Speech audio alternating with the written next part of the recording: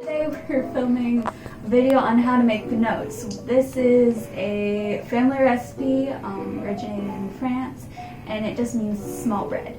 So let's get started. The ingredients for pinots are vegetable shortening. It's similar to lard. It's kind of like a fat, holds things together, and it's solid at room temp. Then we have salt, sugar, yeast dissolved into a 1/4 cup of water with a little bit of sugar, and then of course flour. First we have to add 3 cups of water, our sugar, 4 tablespoons, 1 teaspoon of salt, our yeast, and then the messy part, which is vegetable shortening, because it just sticks to everything.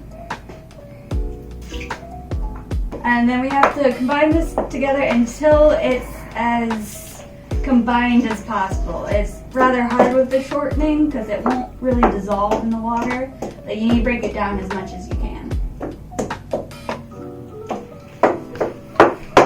And it looks like a royal mess. It does not look appetizing at all, but it will turn out well. And don't worry if the shortening's not all the way cut into pieces. That's lazy if you're wondering. Because as we combine it with flour, we'll mix it better. So we're gonna start with our flour. In total we need around 6 cups. That's debatable on exactly how much. You'll probably need more than 6 cups, but we will start by adding 3 in.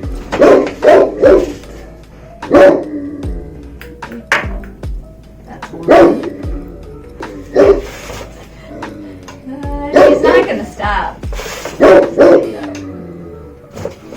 It's raining outside, so she's mad that she can't go outside. 3. Let's combine that all together.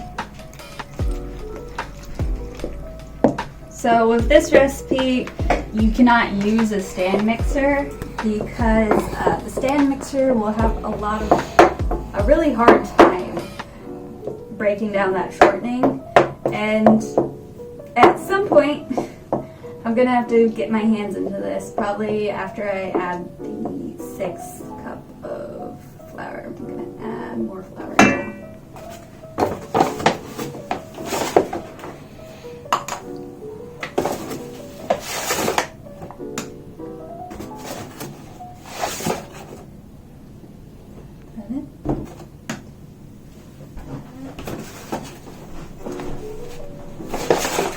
We're all stuck in together, so you'll hear other noises from my family, but that's just normal. That's what happens during quarantine. Getting to the bottom of the flour mix. Then this is take 3, so this is the 3rd amount of dough. So it's starting to come together. It's clumping up.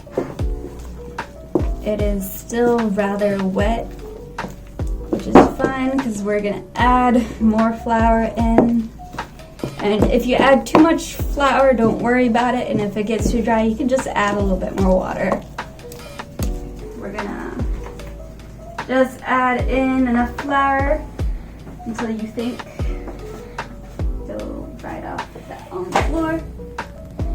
And that's Maisie. That's the one who's barking her head off because, you know, we're in quarantine and it's raining and she can't go outside.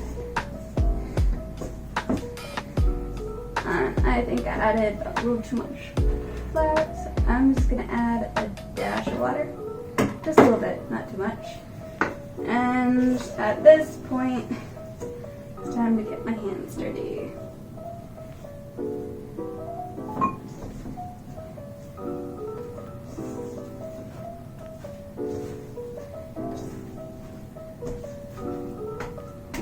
So the dough is ready, and so we're going to transfer it to another bowl that has my hands are dirty, cooking spray on it, and then we're going to let it rest for about 2 hours or until it has doubled in size.